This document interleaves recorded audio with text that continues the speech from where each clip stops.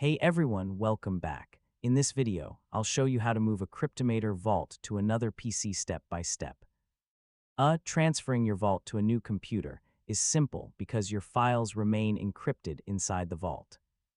As long as you have the vault and the correct password, you'll be able to access your data. So let's get started. First, make sure your Cryptomator vault is locked on your current computer.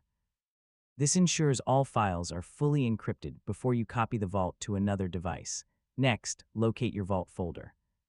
If you created it inside a cloud storage folder like Google Drive, OneDrive, or Dropbox, allow the cloud service to finish syncing before continuing.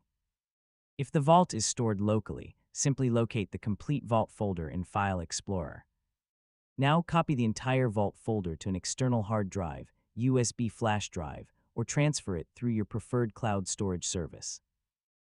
Don't rename, modify, or remove any files inside the vault folder during the transfer, as doing so could prevent the vault from opening correctly. On your new PC, install the latest version of Cryptomator and copy the vault folder to your preferred storage location. Open Cryptomator, click Add Existing Vault, and browse to the transferred vault folder. If prompted, select the vault configuration file to add it.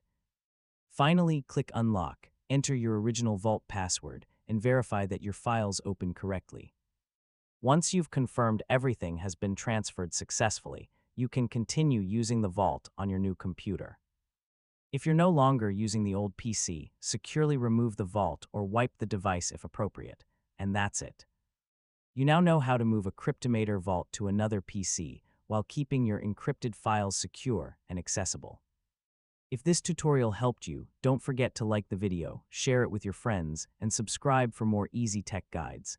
Thanks for watching, and I'll catch you in the next